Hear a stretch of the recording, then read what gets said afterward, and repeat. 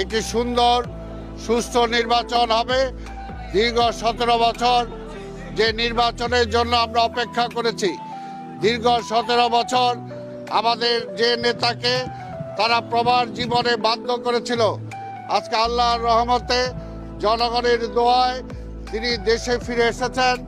আমরা দেশবাসীকে, ঢাকা নগরবাসীকে ধন্যবাদ জানাই যে তিনি ফিরে আসার দিন যেভাবে ঢাকা নগরের সকল জনগণ ঐক্যবদ্ধভাবে তাকে স্বাগত জানিয়েছে, তাকে বরণ করে নিয়েছে, ঠিক তেমনিভাবে আগামী 12 তারিখ ফেব্রুয়ারি যে নির্বাচন, সেই নির্বাচনেও ঢাকা 17 এলাকার জনগণ স্বতঃস্ফূর্তভাবে আমাদের নেতার পক্ষে ভোট দিবে, আমরা এটা আশা করি। দেশের জনগণ দীর্ঘদিন ধরে অপেক্ষা করছে একটি ভোটের জন্য, এবং নতুন প্রজন্ম গত 3টি ভোট দিতে পারে নাই।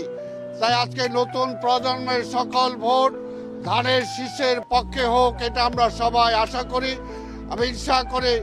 আমরা আশা করি নতুন প্রজন্মের সবাই নতুন করে জোট বেঁধে ধানের শীষের পক্ষে ভোট দিবে। আজকে এখনো নির্বাচন বা